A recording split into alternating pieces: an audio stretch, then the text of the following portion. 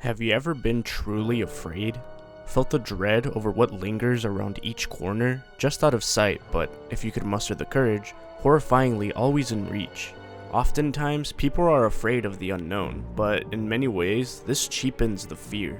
There's no tension to a sudden scream or a gory flash, no buildup that deepens an audience's trepidations before breaking them.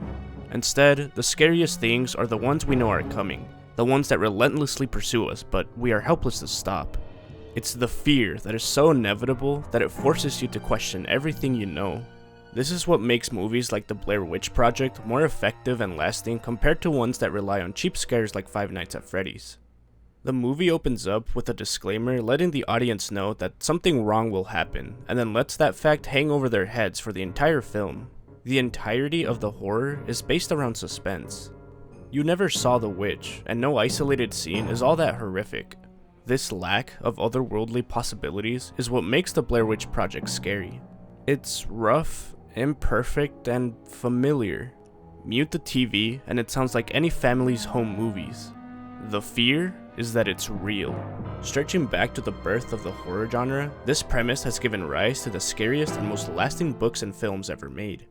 Take Frankenstein as an example. Few books are as hard to disentangle from the context of their societal conditions.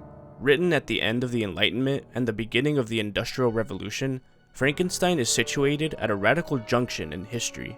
Changes were piling up at an unprecedented pace, and today look less like yesterday than ever before. Published in 1818, Frankenstein was written by Mary Shelley under unique conditions. Spending a rainy summer joined with Lord Byron, one of the foremost poets of his day, John William Polidori, who would go on to publish the first modern vampire story, and Mary Shelley's soon-to-be husband, Percy Shelley, a key figure to the Romanticism movement in his own right, the foursome decided to see who could write the scariest story. Twice within the introductions, Shelley makes reference to a Dr. Darwin. To modern ears, the first name that jumps to mind is Charles Darwin, but given that he was 9 years old when Frankenstein was first published, it's evident that Shelley is focused on someone else. Erasmus Darwin was a leading physiologist of the 18th century, and he was Charles Darwin's grandfather. Erasmus was a key building block from the theory of spontaneous generation to modern views on evolution. Spontaneous generation is a theory that life can arise out of non-living materials. This idea is exemplified in a commonly referenced quote from Erasmus's Temple of Nature. Organic life beneath the shoreless waves was born and nursed in ocean's pearly caves. First forms minute, unseen by spheric glass, move on the mud or pierce the watery mass. These, as successive generations bloom, new powers acquire, and larger limbs assume, whence countless groups of vegetation spring, and breathing realms of fin and feet and wing. In other words, spontaneous generation was used as an explanation of how something like a maggot could be found on decaying food, despite no maggots having previously been there. This theory gave credence to the idea that life can arise, or potentially even be created, out of non-living things. The other essential field of study in Shelley's day was Galvanism. Late in the 18th century, an Italian scientist by the name of Luigi Galvani was conducting research into medical electricity. One day, he sent an electric current through the legs of a dead frog, which shockingly caused them to move. These experiments would later be taken up by Galvani's nephew, Giovanni Aldini, who made them into something of a spectacle. Aldini would go on a European tour, setting up shop in an amphitheater-like operating room and putting on electrifying performances in front of massive crowds. His subjects ranged from sheep and oxen all the way up to the bodies of recently executed convicts. Spectators watched in awe as eyes of disembodied heads flashed open and their mouths grimaced the moment the electricity seemingly created life anew. The display was so shocking that it led many in the audiences to believe they had seen a resurrection. This set off a frenzy over whether it was truly possible to bring someone back to life. Soon, others were conducting experiments with galvanism, leading to more shows being conducted. One such proprietor was a British professor at Eton College, James Lind. Lind served as a tutor of Mary's husband, Percy. Lind's demonstrations of galvanism had a profound impact on Percy, leading him to bring the idea home to his wife. On a certain level, Frankenstein could simply have been a successful story of two prominent scientific fields producing an incredible result. As the story went though, it crossed the line from being science fiction into outright horror. In many ways, Frankenstein serves as a warning. The scientists and inventors of her day were in the midst of reshaping the world into something that had never before been seen. While innovation has the potential to do unprecedented good for the entirety of society, as the story strives to show, progress for the sake of progress is a dangerous endeavor. As is stated shortly before the monster is given life, if the study to which you apply yourself has a tendency to weaken your affections, and to destroy your taste for those simple pleasures in which no alloy can possibly mix, then that study is certainly unlawful, that is to say, not befitting the human mind. In other words, some things are better left unknown. Early in the book, Victor Frankenstein is introduced to modern ideas of electricity and galvanism. This was of great intrigue to Victor, leading him to turn his back on the scholarship of previous centuries and embrace the cutting edge of his day. Soon after, Victor would leave his home to study at the University of Ingolstadt. While there, Victor is taken under the wing of a professor, who further encourages his disillusion with the beliefs of yesterday. Victor wholeheartedly embraces his studies, dedicating several years mastering his understanding of the human body and of life and death. Soon, he goes beyond what was normal of students to pursue and proceeds to experiment with reanimation of life, and is shockingly met with success. Further encouraged by the positive results, Victor sets out for a more ambitious project. This is the moment where Victor's hubris truly shines through. I doubted at first whether I should attempt the creation of a being like myself, or one of simpler organization, but my imagination was too much exalted by my first success to permit me to doubt of my ability to give life to an animal as complex and wonderful as man. This is probably a good time to discuss the title of this book.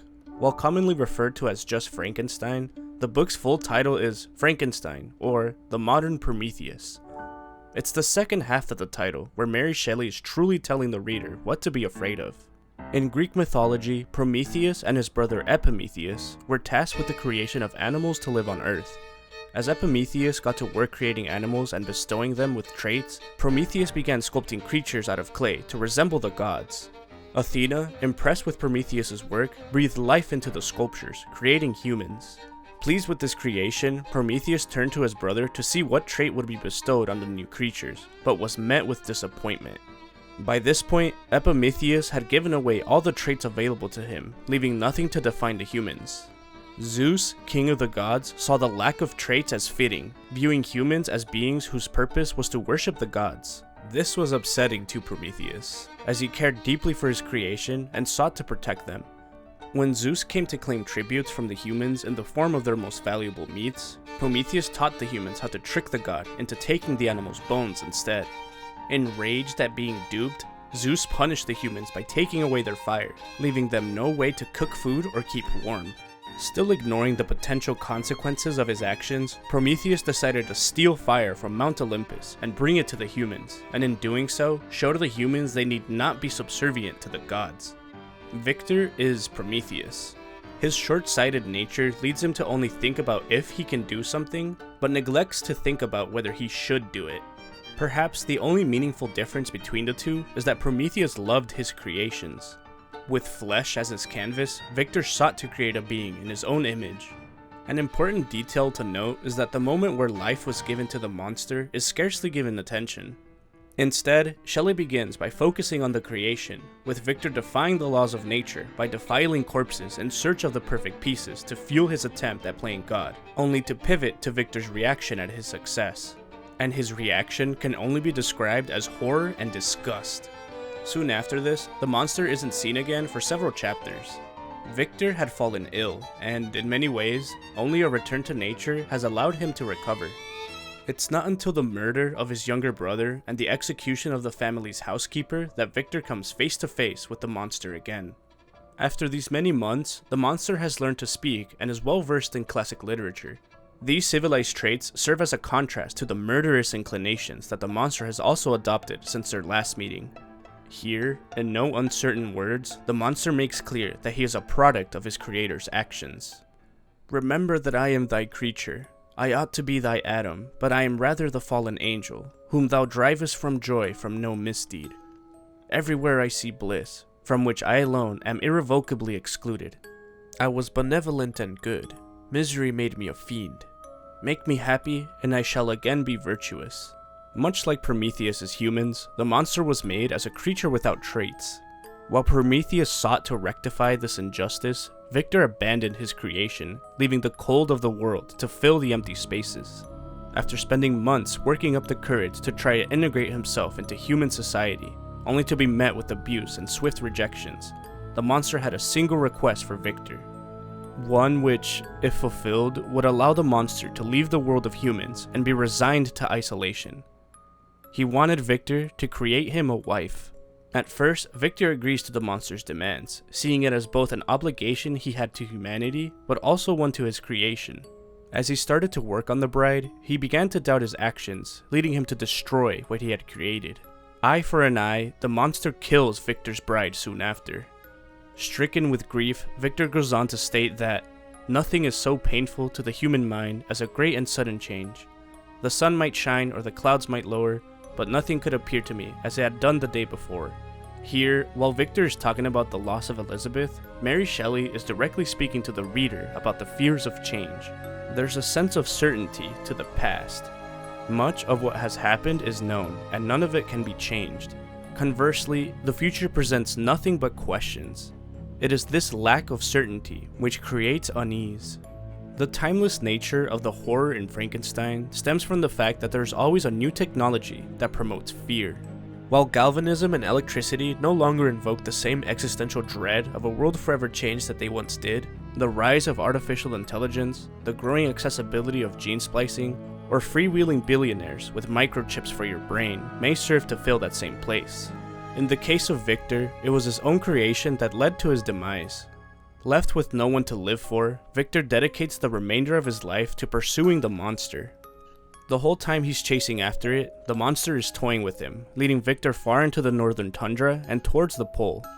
As his body is readying to give out, Victor is taken aboard a ship where he recounts his story to the captain before he passes away, his goal unachieved and destroyed by his own creation. Frankenstein serves as a stark reminder that our actions have consequences, and that our hubris may well be our demise. Conversely, the first impressions of Dracula stand as an even broader warning against the dangers of modernity.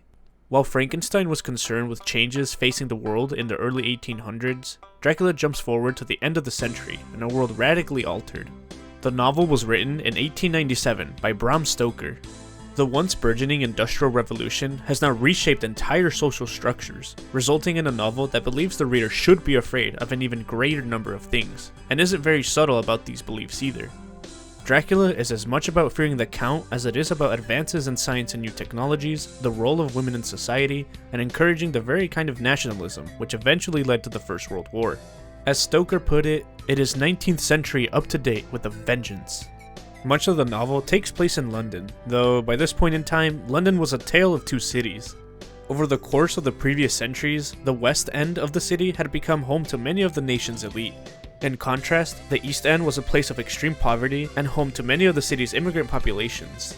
This led to London cultivating two very different identities that were at total odds with each other. As Stoker was a resident of the city's West End, he wrote Dracula as a means of defining the city under the West End virtues, while demeaning what he saw as the values that the East End was representing. This was also characteristic of how he portrayed foreign societal values, believing in the virtue of Western Europe and America, while quite literally demonizing Eastern Europe. It's no coincidence that the book's villain is from Transylvania and travels to and from England on a Russian ship. Meanwhile, the five men who oppose him are an English lawyer, doctor, and noble, as well as a Dutch professor and an American Westerner. The novel begins with Jonathan Harker, a lawyer from England, traveling to Eastern Europe to meet with a Transylvanian noble to complete a real estate transaction. While preparing to leave to continue making his way to Dracula's castle, the residents of the town urge him not to go. At his refusal, the wife of an innkeeper gives Harker a crucifix as a means to ward off evil. When Harker reaches the castle, he's met by the Count. Over the course of the next few days, Harker encounters only the Count and only after the sun is set. While this created a feeling of uneasiness for Harker, the problems truly become evident when he decides to shave. Having hung up his shaving mirror and gotten to work, Harker is surprised when the Count addresses him, as he had not seen the man approaching in the mirror's reflection. Having been caught off guard, Harker cuts himself on the razor, nicking his face. Still unable to see the Count's reflection, Harker turns to bandage the cut, allowing Dracula to see the blood running down his chin. The mere sight of blood sets off an animalistic rage in the Count, which only passes when he makes contact with the crucifix. Harker soon realizes he's a prisoner in the castle. Upon his arrival, Harker had been told that he may go anywhere except where the door was locked. Now, nearly every door was barred. The Count also warned him not to fall asleep anywhere except his room, advice which Harker would not abide by. Upon finding a key to a door, Harker would enter and soon fell asleep in a new room. He would awaken to see 3 beautiful women, their mere sight of whom began to seduce him. As one of them approaches Harker's neck, she's intercepted by Dracula, who tosses her away. This trio represents a recurring theme in the novel: fear of sexual promiscuity in women. Stoker described the woman's approach, saying that, "The girl went on her knees and bent over me, simply gloating. There was a deliberate voluptuousness which was both thrilling and repulsive, and as she arched her neck, she actually licked her lips like an animal, till I could see in the moonlight the moisture shining on the scarlet lips and on the red tongue as it lapped the white sharp teeth." Stoker's description was intended to raise a panic over a perceived moral decline Victorian England was facing. Throughout the novel, there's a juxtaposition between traditional femininity and the emerging New Women movement. The New Woman movement is an intricate set of feminist ideals that began to develop in the late 19th century that promoted changing social norms to be accommodating of women as more than solely mothers and wives. Even something as simple as riding a bicycle was seen as unbefitting for a lady in Victorian England. The New Woman movement advocated for post-secondary education, access to employment outside of the home, and changing the expectations of what women could wear. It also pushed for greater bodily autonomy and expression of sexuality. Throughout the novel, there's a balancing act of showing what a woman can and cannot be. Harker remained a prisoner in the castle weeks after his encounter with the women.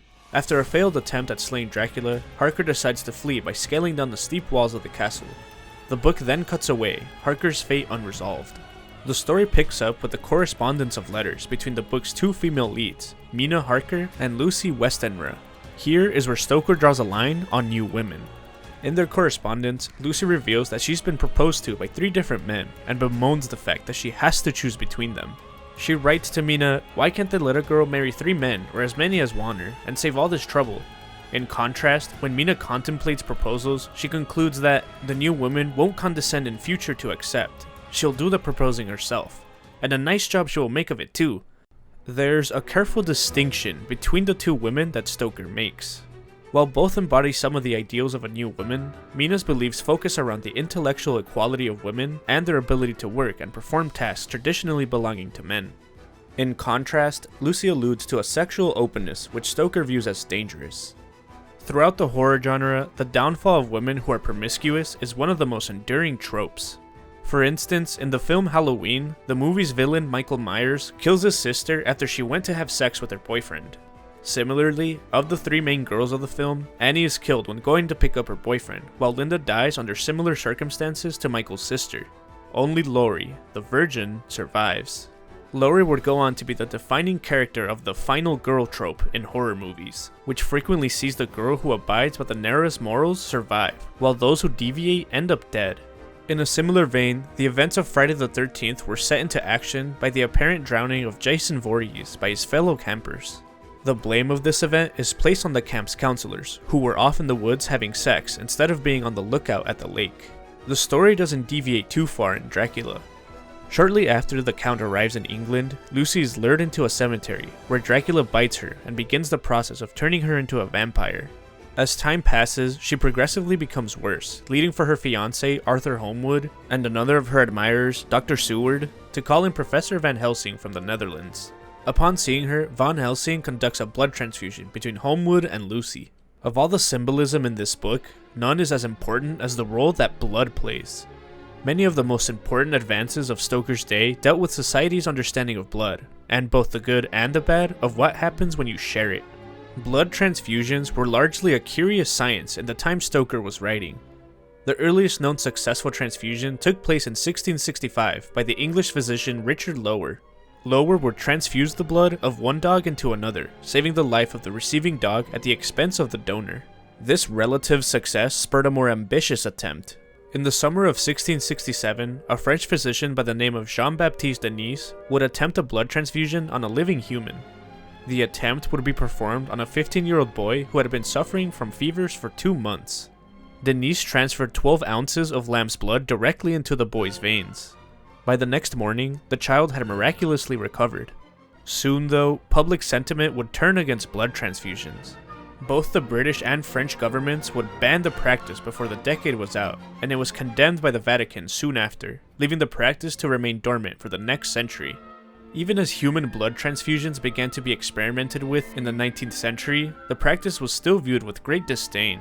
While the benefits were coming more clearly into view, the aversion to blood led to some peculiar alternatives. By the 1870s, milk transfusions were all the rage, especially in the United States. There, for a period, it was believed that the oil and fat particles in the milk would transform into a substance which would aid in the production of blood. According to an 1878 publication of Scientific American, at the time, 12 cases are now on record in which milk has been injected into the general circulation in place of blood. In one instance only did evil results issue, and this should hardly be considered since decomposed milk was employed, and this, like decomposed blood and transfusion, would almost surely be followed by fatal consequences. In time though, these notions would fade, and blood transfusions would slowly become more accepted. Stoker's rampant use of the practice in Dracula makes it clear that he's a proponent of its uses, despite the dangers that accompany it. It wouldn't be until 1901 that different blood types were discovered, and chemicals for anticoagulation were not known until 1914. This is not to say Stoker viewed blood as something that needn't be feared though.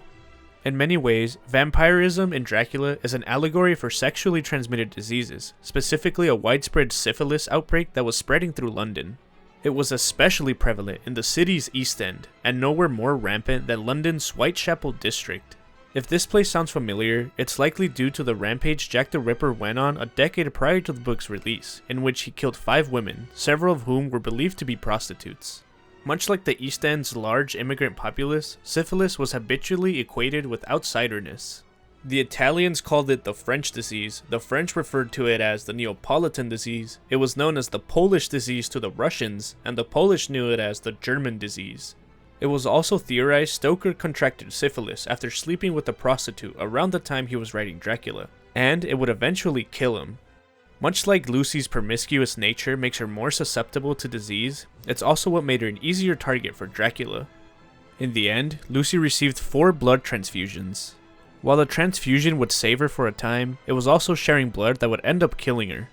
In many ways, this was analogous to the fears that we cannot outrun. For all modern medicine did to prolong Lucy's life, it couldn't save her from a damned fate. Once she's died, the men prepare her burial by decorating the coffin and adorning her body in garlic, while laying a crucifix in her mouth. Van Helsing warns that after the funeral, it's necessary to cut off Lucy's head and rip out her heart. But when they go to perform the act, they find that the crucifix had been removed. At this point, it's too late. Lucy has been turned into a vampire. Only after she's attacked several children do they manage to drive a stake through Lucy's heart, allowing her to move on into the afterlife. It's not until Dracula infected Mina though that the group truly springs into action. It is worth noting the differences between Mina and Lucy's infection. Lucy's infection was portrayed as a willing affair. Although she was sleepwalking, she left upon her own volition and succumbed to Dracula's will. In contrast, Mina's infection is written as a rape. While sleeping in bed next to her husband, Dracula comes to her. He threatens that, should Mina make a sound, he'll kill her husband. And so she laid there, helpless, as the Count violated her. In Seward's recount of the ordeal, his right hand gripped her by the back of the neck, forcing her face down on his bosom. The attitude of the two had a terrible resemblance to a child forcing a kitten's nose into a saucer of milk to compel it to drink. After this, the men waste no time. They quickly destroy all of Dracula's refuges scattered across London, before following him back east to Transylvania. Beating the Count back to his castle, the crew manages to slay Dracula and save Mina. To say that Dracula is a novel about the fear of modernity is to overgeneralize Stoker's point of view. Throughout the novel, modern innovations are used to aid the protagonists in their efforts, whether it be blood transfusions momentarily staving off Lucy's death, or Dr. Seward using his phonograph to detail his experiences, or Mina documenting her husband's Transylvanian exploits on her portable typewriter. In fact, the primary reason the group is able to beat Dracula back to his castle is by taking advantage of their superior knowledge of trained timetables. Rather, Dracula is about the fear that progress is coming at the expense of historical values and knowledge. That for each new scientific innovation, we stray further and further from God. In many respects, Professor Van Helsing serves as Stoker's version of an ideal Victorian man. He's a man who equally embraces the advances of his day while also honoring the views of the past. When rallying the group, he speaks of the advantages they have over Dracula, stating that all we have to go upon are traditions and superstitions. These do not at the first appear much, when the matter is one of life and death, nay, of more than either life or death. Yet, must we be satisfied? Tradition and superstition are everything. A year ago, which of us would have received such a possibility in the midst of our scientific, skeptical, matter-of-fact 19th century? While it's easy to be afraid of the unknown, the future waits for no one.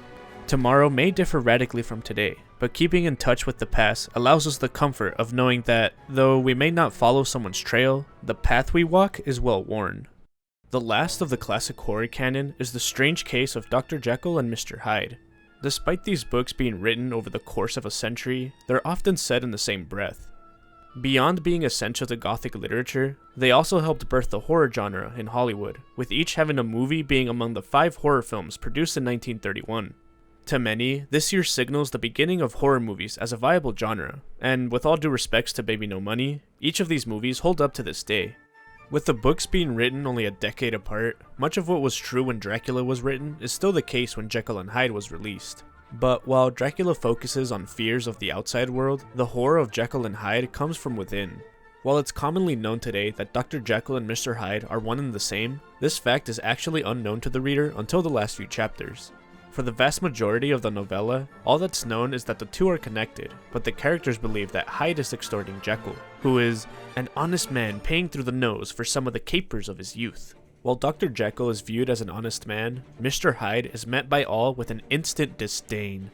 As he's described initially, there's something wrong with his appearance, something displeasing, something downright detestable. I never saw a man I so disliked, and yet I scarce know why. The issues begin to unveil themselves when Mr. Utterson, largely a stand-in for the reader, goes to Dr. Lanyon to discuss their mutual friend Dr. Jekyll. Although both were men of science, the two doctors had begun to drift away, with Lanyon saying that it is more than 10 years since Henry Jekyll became too fanciful for me, and described Jekyll's research as unscientific balderdash. This skeptic view of the other is shared by Jekyll, who, when Utterson comes to discuss a will, states that he never saw a man so distressed as you were by my will, unless it were that hidebound pedant, Lanyon, at what he called my scientific heresies. At this point, despite knowing very little, it's clear to the reader that Dr. Lanyon is a more traditional, rational scientist, while Dr. Jekyll is engaging in research outside these confines, and likely dangerous. While Utterson is trying to understand the circumstances surrounding Jekyll and Hyde, Hyde strikes, killing a well-respected London gentleman. This rocks both Utterson and Jekyll to their core, with Jekyll swearing to never engage with Hyde again. And for a period, he tells the truth. Months go by without even a sight of Hyde, with Jekyll spending much of his time being a charitable member of society. Suddenly though, Jekyll reverts to secluding himself in his laboratory and forbidding guests from seeing him. Soon after, Utterson visits Dr. Lanyon to inquire about whether he's seen Jekyll. Lanyon informs Utterson that he's received a great shock and knows that his death is near. He gives Utterson a letter and instructs him not to open it until he's passed. In a few short weeks, Lanyon is proven right, and Jekyll opens the letter, only to reveal another one that is only to be opened once Jekyll has died or disappeared. Utterson wouldn't need to wait very long for this next demise either. Worried that foul play has occurred, Utterson and Jekyll's butler, Poole, force their way into Jekyll's laboratory. Once inside, they find the recently deceased body of Hyde sprawled out on the floor, accompanied with a letter instructing Utterson to read Lanyon's note, and, if he still wishes to know more, Jekyll's own confession. Dr. Lanyon's letter recounts the night he last saw Dr. Jekyll. Having received a message asking for help, Lanyon goes to Jekyll's laboratory and collects the requested chemicals. He then returns home and waits for an unknown guest to arrive. This visitor would turn out to be Hyde. At Lanyon's request, Hyde drinks the chemical mixture, transforming back into Dr. Jekyll and shocking away Dr. Lanyon's will to live. If Lanyon's account suggests what happened, Jekyll's reveals the entire story. For many years at this point, Jekyll felt like he was trapped to lead two different lives. At any public-facing moment, Jekyll was forced to be a respectable and upstanding Victorian gentleman. It was only when alone could he indulge in debauchery and pleasure. This becomes the center of Jekyll's focus, and, with every day and from both sides of my intelligence, the moral and the intellectual, I thus drew steadily nearer to that truth, by whose partial discovery I've been doomed to such a dreadful shipwreck that man is not truly one, but truly two. Motivated by this idea, Jekyll begins to experiment before stumbling upon a concoction. At first he's hesitant to test a drug, but with a hubris harkening back to Frankenstein creating his monster, the temptation of a discovery so singular and profound at last overcame the suggestions of alarm. Upon drinking the mixture, Jekyll created his own monster, with the evil desires being split off into the form of Hyde. The drug failed to do what Jekyll had intended though. While it succeeded in splitting off his evil impulses, it did not isolate them from the good parts of his character. As he described it, he was now two characters as well as two appearances. One was wholly evil, and the other was still the old Henry Jekyll. The movement was thus wholly toward the worse. This wasn't a problem for Jekyll at first. Initially, he indulged these desires, feeling no remorse for the actions of Hyde while also believing he was in control. He notes that the power of the drug had not been always equally displayed. Once, very early in my career, it had totally failed me. Since then, I'd been obliged on more than one occasion to double, and once, with infinite risk of death, to triple the amount, and these rare uncertainties had cast hitherto the sole shadow of my contentment.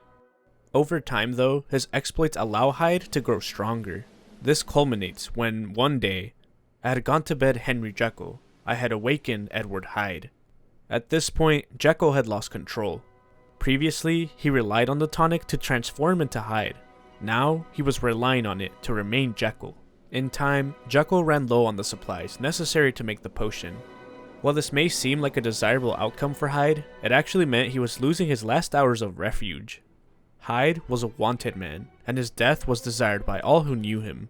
In his last moments in control, Jekyll ponders, will Hyde die upon the scaffold, or will he find courage to release himself at the last moment?